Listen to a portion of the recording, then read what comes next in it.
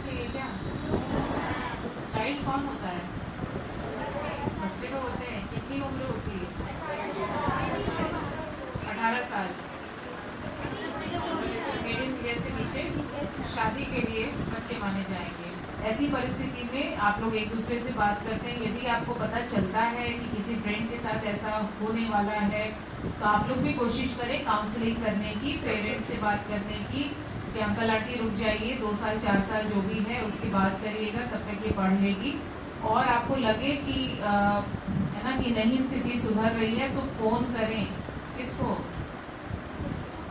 हाँ, पुलिस को। पुलिस का क्या नंबर है? एक बताओ, कोई हाथ ऊपर करो, बताएंगे। हाँ बताओ। 112। और किस नंबर पे कॉल कर सकते हैं बताओ?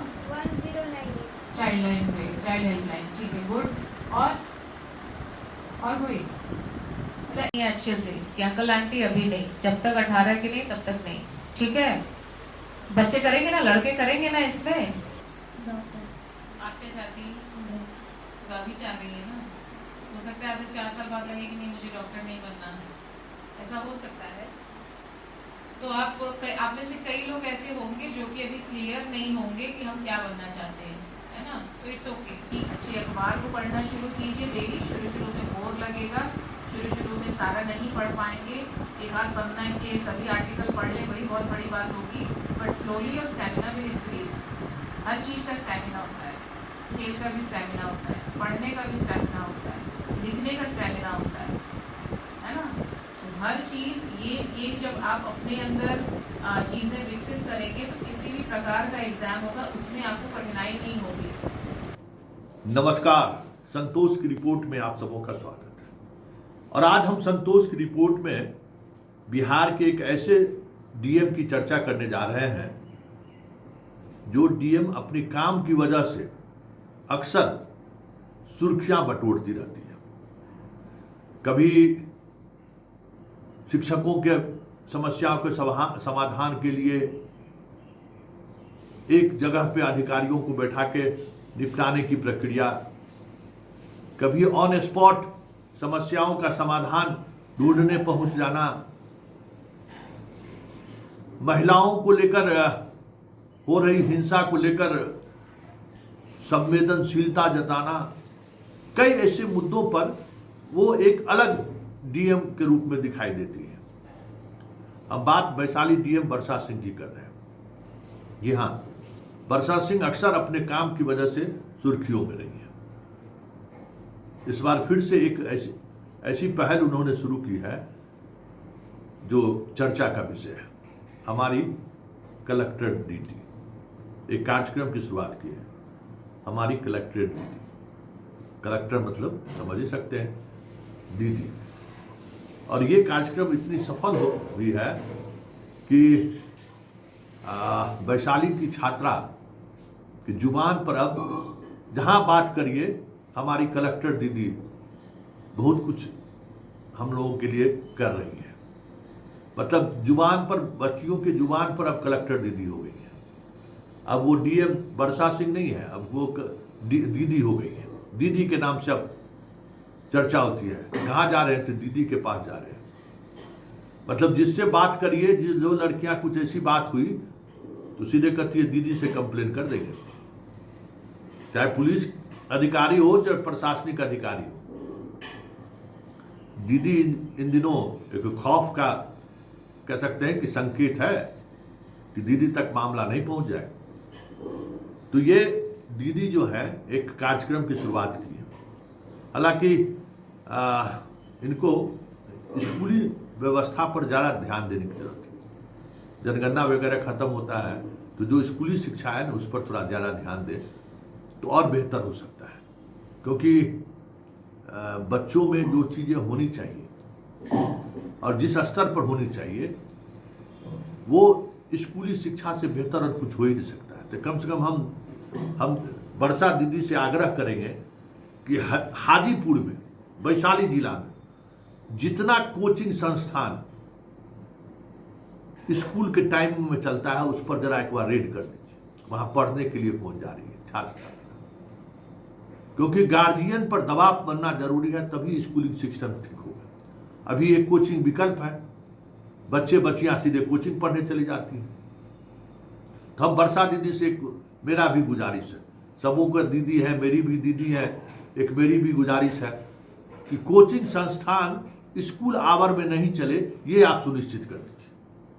और उसके बाद स्कूल में टीचर रहें, इस पर थोड़ा ध्यान दे दीजिए मजबूती से। जो आप चाह रही हैं ना, वाकई में वो बदलाव दिखने लगेगा। तो देखिए वर्षा दीदी क्या कर रही हैं, बच्चियों को किस तरीके से बाल विवाह से लेकर कलेक्टर बनने तक की गुण सिखा रही हैं। जरा इस क्लासरूम को देखिए, ये किसी प्रोफेसर कोई टीचर का क्लासरूम नहीं है, ये वर्षा दीदी का क्लासरूम है। जो वर्षा दीदी वैशाली की डीएम है और बच्चियों को सिखा रही हैं आत्मनिर्भर कैसे बनना है, कैसे फाइट करना है समाज से। बच्चियों का उत्साह, मतलब वाकई में अगर इस तरीके से कार्यक्रम डीएम स्तर के अधिकारी अगर करे तो उसका इम्पैक्ट भी पड़ता है। तो देखिए वर्षा दीदी का क्लासरूम क्या पढ़ा रही है, पहले जरा इसको देखिए।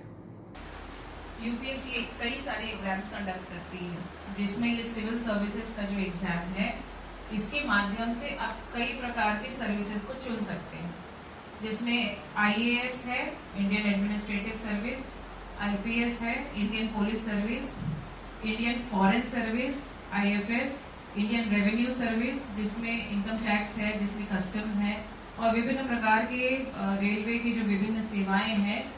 एक एग्जाम देने से आपके रैंक के हिसाब से, रैंक आपका होता है मेरिट लिस्ट में based on the total numbers, तो आपको सर्विस मिलती है। एग्जाम तो एक ही है।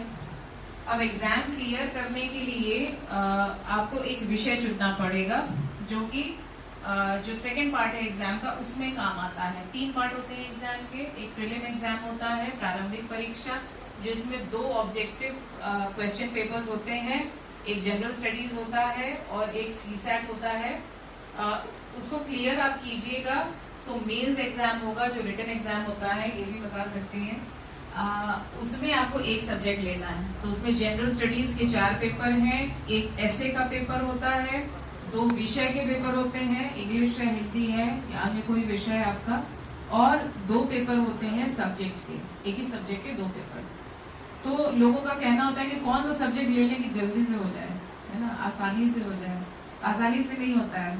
आप कोई भी, आपको जो सबसे आसान विषय लगता है वो आप उसमें ले लीजिए, but still you will find कि इसमें कई सारी ऐसी चीज़ें हैं जिसकी आपको जानकारी नहीं है ना, क्योंकि ओवरऑल ये कई मायनों में मास्टर लेवल का जो सिलेबस होता है वहाँ तक चला जाता है, और उससे भी ज़्यादा इसमें आपके सोचने की शक्ति को टेस्ट किया जाता है कि बिल्कुल रटा रटाया जो आंसर है वो आप नहीं दे सकते। कई चीज़ों में आपको अपना ओपिनियन देना पड़ता है। देख ली, बाल विवाह नहीं करना है, आईएएस बनने के लिए आपको क्या करना है, नीट, आईआईटी, जेईई की परीक्षा पास करने के लिए आपको किस तरीके से मेहनत करनी होगी। और एक बात और आपने देखा होगा, जितनी बच्चियां बैठी हुई थी, जो सवाल वो कर रहे थे, क्या जवाब किस तरीके से दे रही थी। ऐसा नहीं है, अवसर नहीं मिला है इन बच्चियों को, अच्छे शिक्षक नहीं मिले, ज्ञान में कमजोर नहीं है। अच्छे शिक्षक मिल जाए, अच्छे तरीके से पढ़ाई मिल जाए, तो फिर क्या कहना है। ऐसी उड़ान भरेंगे ये लोग कि वर्षा दीदी भी रिटायरमेंट के समय में उनको एक लगेगा क्या, चलिए हम बिहार में बहुत सारे आईएएस को हमने पैदा नहीं किया, बहुत सारे आईएएस बनने के लिए बच्चियों को हमने प्रेरित किया था, आज वो सारी दिख रही है। बहुत अच्छी पहल है, और इस पहल को मुख्यमंत्री जी थोड़ा और डीएम को भी कहिए कि थोड़ा इस वर्षा दीदी की तरह जो है, हमारा वो समस्तीपुर में डीएम है कुशवाहा, उसको भी कहिए कि सब शुरू करने के लिए। वो बिहार का है, तो बिहार के जो लोग हैं उसको थोड़ा सेंटिमेंट, थोड़ा बिहारीपन में रहना चाहिए। एगो टॉपर है अभी डीडीसी पटना बन के आया है, उसको भी कहिए कि इस तरीके से क्योंकि आपका जो मुख्यमंत्री का भी तो है ना, मुख्यमंत्री भी कहते हैं कि भाई हम मॉडल स्कूल बनाना चाहते हैं। तो अगर डीएम आपका चाह ले, ये हम दावे के साथ कह सकते हैं सम्राट भाई, अगर डीएम क्या चाह ले तो पूरा स्कूलिंग व्यवस्था आपका सुधर सकता है। और उससे भी यही हम आग्रह आपसे करेंगे कि कोचिंगवा जितना है ना उसको बंद कराइए स्कूल टाइमिंग के दौरान। हाई कोर्ट में स्टे लगा है, उस स्टे को तोड़वाइए कि स्कूल टाइमिंग में नहीं चलेगा, बाकी जब चलाना है चलाइए। और स्कूल में जहाँ स्टूडेंट है वहाँ शिक्षक को पहुँचा दीजिए। और डीएम को ये अधिकार दे ही दिया गया है, तो वर्षा दीदी सब कहेंगे कि एक बार पूरा मॉनिटरिंग कर दीजिए। आपके जिला में भी जिस तरीके से ऊपर से ट्रांसफर पोस्टिंग हुआ है, जिस स्कूल में स्टूडेंट है वहाँ टीचर नहीं है, और जहाँ टीचर है वहाँ स्टूडेंट नहीं है, तो कम से कम आप वैशाली रहते हुए 25-50 नहीं 200, 250, 300 आप मॉडल स्कूल खड़ा कर सकती हैं। अगल बगल के जहाँ फील्ड है, जहाँ इंफ्रास्ट्रक्चर बढ़िया है, वहाँ शिक्षक देके हर सब्जेक्ट का शिक्षक दे दीजिए, गांव की कमेटी बना दीजिए। देखिए ना, वो आपको अधिकार है।